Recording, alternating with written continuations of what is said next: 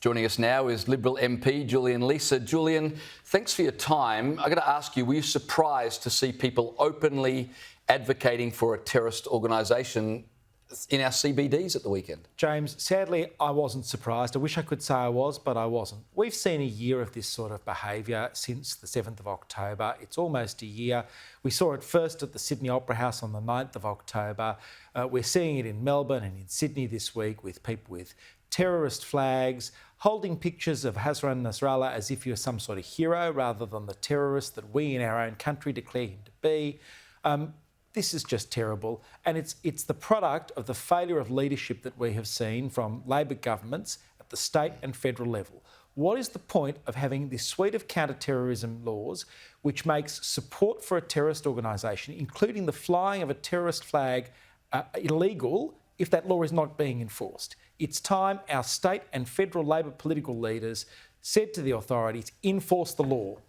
Yeah, absolutely. It makes it redundant, really, if you're not going to enforce the law properly. It's just ridiculous. Exactly. We heard as well earlier from the president of the Islamic Council on Victoria saying that Hezbollah supporters are, quote, definitely a minority, an absolute tiny minority. And he went on to say this is all about support for the Lebanese people. Does that allay any of your concerns? I wish it did. It doesn't in any way. I mean, I want to see a Lebanon that is free of foreign interference, a Lebanon that's at peace with its neighbours, as we all do.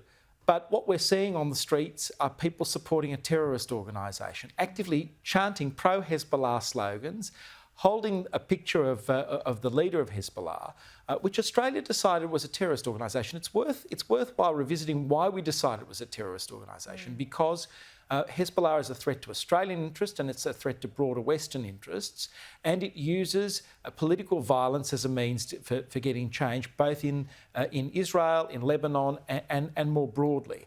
And the fact that we've got Australian citizens and others standing and supporting a terrorist organisation on our own streets is a national shame, and it is time that we got tough on people who are doing that.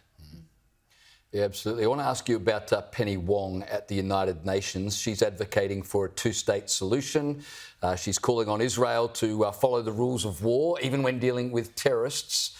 How do you feel about her address to the United Nations? And is she making any good points, or is she just completely wrong on every score? Well, look, I go back to before the last election when senior Labor figures wrote in the Jewish News that there would be no difference between Labor and the coalition on Israel. That remains the biggest lie that has ever been told in the history of Australian politics, in my view, because right from the time Labor was elected, we have seen them backsliding on support for Israel, whether that has been changing the capital, changing votes at the United Nations, funding UNRWA. And what we've seen from Penny Wong in recent days and in recent months is the byproduct of decades of resolutions within the Labor Party that have become increasingly anti-Israel. And there are people sitting around that Labor cabinet table that just have it in for Israel more broadly.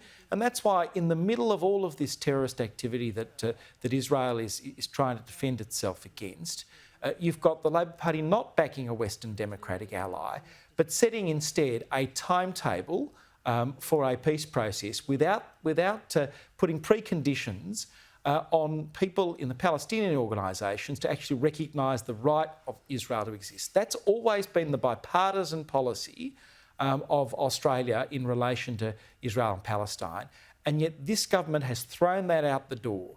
It is weakening our relationship with a democratic ally, and it sends a very bad signal to other democratic allies right around the world about Australian policy not being based on fundamental values, but being based more on Graindler than on Gaza.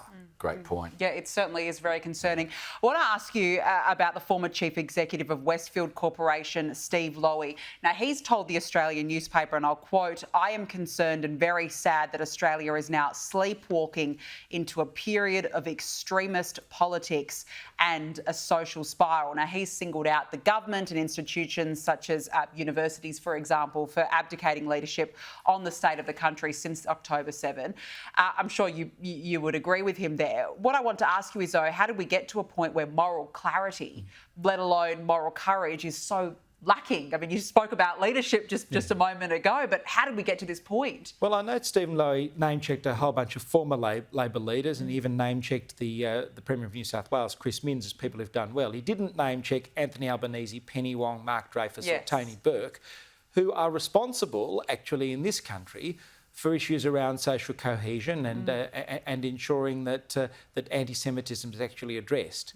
And I think this has occurred more broadly because people are not prepared to stand up to noisy minorities. And whether that's the noisy woke green left or whether it's Islamists in our country, people just need to stand up for what's right. It's not that difficult, and you will find when you stand up for what's right, a whole bunch of people will come and back you. We don't see enough of that in Australia today, unfortunately, and Steve Lowy's right. Yeah.